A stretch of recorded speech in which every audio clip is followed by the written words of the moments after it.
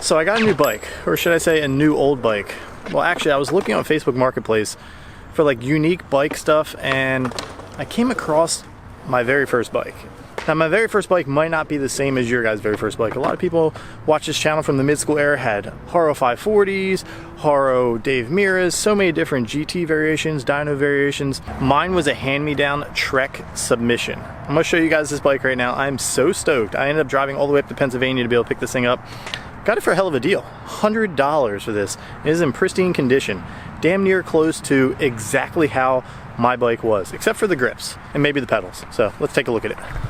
So here she is in all of her glory. The chrome is still in pretty damn good condition right here. There's a little bit of rust right around here at the brake, which I'll be able to fix up on a later date. But I wanted to show you guys this bike and do a bike check before I end up doing a video riding this thing, basically only doing mid-school tricks. So let's start with the back end. This thing is still in good condition. These tires are still pretty much on point.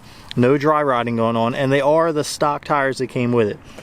These formula hubs, still in really, really good condition. A 13-tooth freewheel with a 45-tooth sprocket on the front. The pedals is the only thing this guy changed out.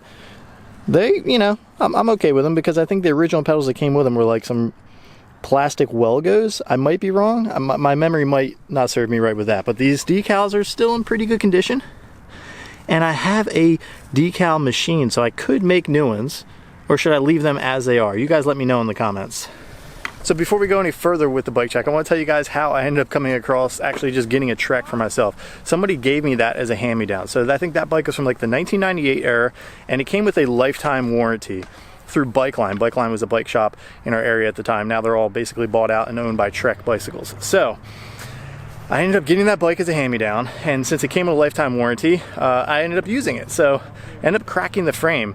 And they ended up giving me, I think it was a Trek Wade Boots frame, and it was the same type of frame. I had a V-brake on the back right there, and I'm cracking that frame as well. I'm going to insert a photo of what that bike used to look like, the Wade Boots. Now the reason why I kept on going with Trek is because my parents weren't really well off and they couldn't really afford to get me a bike at the time, so just ended up using the warranty feature as much as I possibly could. So after cracking that frame and a lot of back and forth with the bike shop, because they didn't want to send me another one, they said it was out of warranty and I only got to get one frame, but a lot of back and forth, and the bike shop really helping me out with Trek sending me a Trek TR30.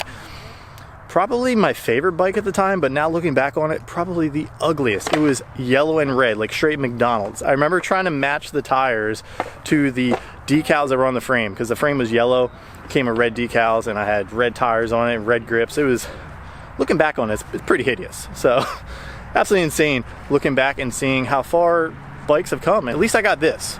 At least we can work with this. So let's do the rest of the bike check, and we'll try to get some riding clips in before so's.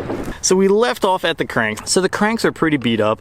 They do have a little bit of wear and tear here, but still in really good condition. And I think they were ahead of their time with the dropouts. These cast dropouts back in the day, I don't think were even a thing, but the dropout was actually pretty micro given the era that we were in. I mean, you mid-school guys probably remember these dropouts being like this tall, surpassing the height of a freewheel. I mean, they were just ginormous. So this is actually pretty micro for the time. And like I said, this was more of a forward-thinking racing dirt style frame. They didn't quite do the 990s just yet. Now moving on up to the seat, and I don't remember there being a Dominator seat on my bike. I think it was like a really thin padded Trek seat, just black with this Trek right there. I might be wrong. Remember, like I said, this is a long time ago, last time I looked at this bike. Moving on up to the fork. The fork is a 1 1/8 fork, standard headset.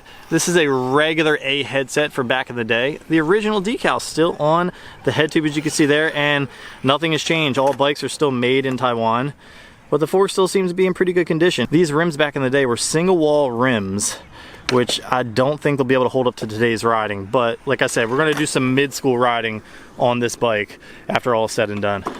A top load stem, so don't really have to change anything there, but it still is pretty low, you know, given the standards back in the day. This top tube I think is about 19 inches. I'll put it on the screen if I'm wrong, but it looks like it's about 19 inches. Right now I run a 21-inch top tube, so it's gonna be a lot smaller. The handlebars are definitely small. They remind me a lot of the good old S&M dive bars I used to run. Man, it looks like there's like a 5-inch gap there in the center. I mean, that thing is pretty small. Oh my gosh, these grips.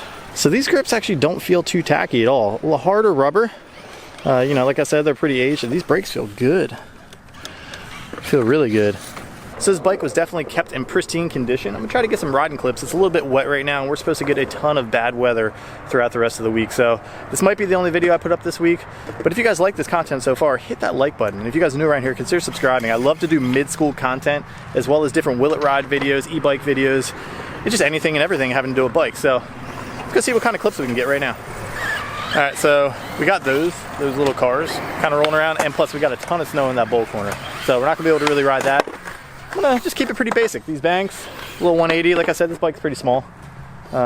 Pretty basic, straightforward. Get a couple clips, and we'll save all the real mid-school clips for an actual mid-school video. So in the meantime, while you're watching these clips, drop some comments on different tricks you want to see me do in a mid-school video in the near future.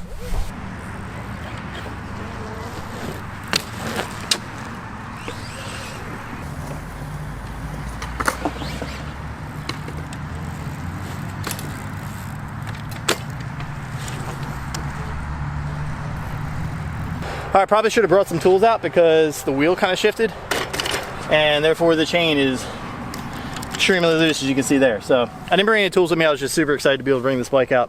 In the meantime, I want you guys to drop some comments on your mid-school bike if you have one, or what you used to have, and any ideas you guys have for different mid-school videos in the near future. I got to tune this bike up, change a couple things. One of them being the V-brake like arm that's hanging off the side.